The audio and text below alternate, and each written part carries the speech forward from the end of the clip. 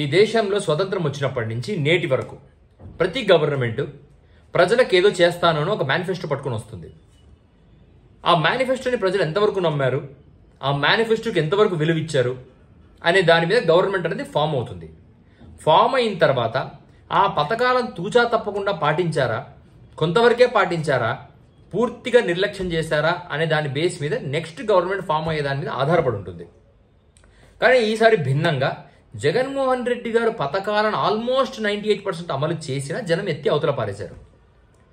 చాలా మంది అనుకున్నారు, ఇంక్లూడింగ్ జగన్మోహన్ రెడ్డి గారు, ఎలా ఇలా జరిగింది అని. ఫ్రాంక్లీ స్పీకింగ్, పథకాల వల్ల ఓట్లు రాలవు. ఆ పథకాలు అనేవి ఏ సెక్షన్ పీపుల్కి ఎంతవరకు ఉపయోగపడుతున్నాయి. ఫర్ ఎగ్జాంపుల్ మత్స్యకార భరోసా, మత్స్యకారులను కొంతవరకే ఆదుకుంది. 10,000 15,000 ఇచ్చుకుంటూ వచ్చారు. అమ్మఒడి, 4 పిల్లలు 3 పిల్లలు ఉన్న ఇళ్లలో కూడా ఒకరికే వచ్చింది. ఒకరికి వచ్చిందన్న సాటిస్ఫాక్షన్ కన్నా ముగ్గురికి రాలేదన్న డిస్సాటిస్ఫాక్షనే స్వతహాగా మనుషుల్లో ఎక్కువ ఉంటుంది.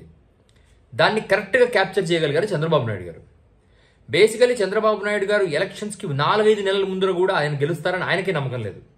కానీ ఆయన గెలవచ్చు, గెలిపించాలి అని జనాలు ఎప్పుడు నమ్మారంటే, పవన్ కళ్యాణ్ ఎప్పుడైతే చంద్రబాబు నాయుడు గారికి సపోర్ట్ చేశారో జనం ఏమనుకున్నారంటే, పవన్ కళ్యాణ్ సెంట్రల్ గవర్నమెంట్తో క్లోజ్గా ఉంటాడు, చంద్రబాబు నాయుడుతో సపోర్ట్ ఉన్నప్పుడు డెఫినెట్లీ పైనుంచి కొన్ని ఫండ్స్ మనకు తీసుకురాగలడు. సో ఆగిపోయిన ప్రాజెక్టులు ఏమైనా ఉన్నా, పథకాలు ఏమైనా బెటర్గా తీసుకొస్తారు, దానికి ఫండ్స్ అలొకేట్ అవుతాయి అని జనం నమ్మారు, కొంతవరకు నమ్మారు. ఎప్పుడైతే బీజేపీ వచ్చి కూటమిలో చేరిందో జనాలకు క్లారిటీ వచ్చింది. ఏంటి అంటే, ఏ పథకం వీళ్ళు అనౌన్స్ చేసినా ఖచ్చితంగా అమలు అవుతుంది. ఎందుకు అమలు అవుతుంది?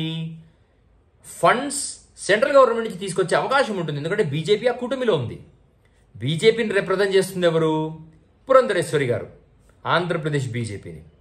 ఆవిడ ముఖం చూసి వేయకపోయినా జనాలు ఖచ్చితంగా చంద్రబాబు నాయుడు గారు ఆ పథకాలను అమలు చేయడానికి అన్ని రకాలుగా ఫండ్స్ సెంట్రల్ గవర్నమెంట్ అలొకేట్ చేస్తుంది, ఖచ్చితంగా అలొకేట్ చేస్తుంది. ఎందుకంటే జగన్మోహన్ రెడ్డి గారు ఆల్రెడీ పథకాల అమలు విషయంలో ఒక ట్రెండ్ సెట్ చేసి పెట్టారు, ఒక బెంచ్ మార్క్ పెట్టారు. సో ఆబ్వియస్లీ చంద్రబాబు నాయుడు గారు ఆ ట్రెండ్ ఫాలో అవ్వాలి. అంటే పథకం అమలు అవుతుంది. అమలు అవ్వడానికి డబ్బు కూడా రెడీగా ఉంది. ఎవరి దగ్గర నుంచి? బీజేపీ దగ్గర నుంచి. సో జనం కళ్ళు మూసుకొని ఈ ముగ్గురు రిప్రజెంట్ చేసిన కూటమికి ఓటేశారు.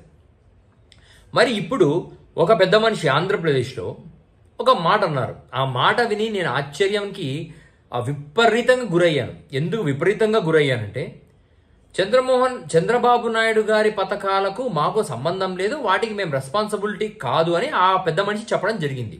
బీజేపీలో ఉన్న ఆ పెద్ద మనిషి ఈ మాట అనే ముందర కాన్షియస్లో ఉన్నారా అని నేను అడుగుతున్నాను. మీరు చంద్రబాబు నాయుడు గారికి సపోర్ట్ చెయ్యటమే ఒక అష్యూరెన్స్, లేకపోతే మీకు రాజకీయంగా ఏం బెనిఫిట్ ఉంది చంద్రబాబు నాయుడు గారికి సపోర్ట్ చేయటము? సో మేము ఇలా అజ్యూమ్ చేసుకోవాలా, మీరు కులం కోసం సపోర్ట్ చేశారనో, కుటుంబం కోసం సపోర్ట్ చేశారనో, మీరు మీ స్వార్థపూరిత జీవితం కోసం సపోర్ట్ చేశారనో, మీ పార్టీ భవిష్యత్తును తాకట్టు పెట్టడానికి సపోర్ట్ చేశారనో, లేదా మీ బావగారి పార్టీ నిలబడడం కోసం సపోర్ట్ చేశారనో మేము అనుకోవాలా? నేను సూటిగా పురంధరేశ్వరి గారిని అడుగుతున్నాను. మీరు పథకాలకు రెస్పాన్సిబిలిటీ ఇవ్వటం అంటే డైరెక్ట్గా మీరు చంద్రబాబు నాయుడు గారి గవర్నమెంట్కు సపోర్ట్ చెయ్యటమే. You are assuring each and every పథకం to the people of Andhra Pradesh. వాటి అమలుకు చంద్రబాబు నాయుడు గారికి ఎంత బాధ్యత ఉందో అంతే బాధ్యత పురంధరేశ్వరి గారు నడుపుతున్న బీజేపీ పార్టీకి ఉంది, పవన్ కళ్యాణ్ గారి పైన ఉంది.